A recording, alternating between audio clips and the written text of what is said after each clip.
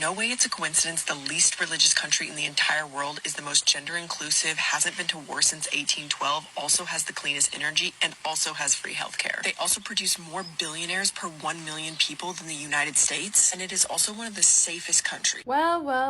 Turns out gender equality is possible in a country where religion is not the norm. Turns out the culture is impacted by the religion. Turns out there are more billionaires per million people than in the United States. Turns out there's no war.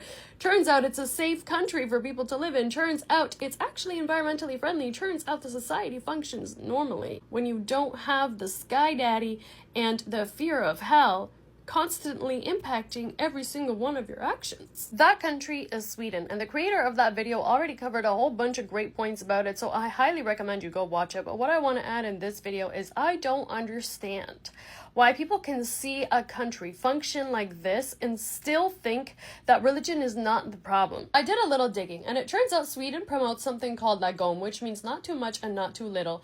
It is essentially a balanced way of life, which I think more religious people need to implement. Sweden is dying, literally. But Muslim families, they're the only ones keeping the country alive. Here's the cold truth. In 2023, Sweden's fertility rate dropped to just 1.45 children per woman, the lowest since record keeping began in 1749. This isn't just math. Schools are closing because there aren't enough children to fill them up. 1.45 is way below the 2.1 replacement level needed to keep a population in existence, which means that the very people that practice this ideological framework called secularism won't exist hundreds of years from now. Now let's compare that with Muslim communities in Europe. Average fertility is around 2.6 to 3 kids per woman, well above the replacement rate of 2.1. And why does this happen? Islam honors family. Marriage is encouraged, parenthood is celebrated, and community is still valued. Big families aren't seen as costly. Family is a blessing. This keeps our communities growing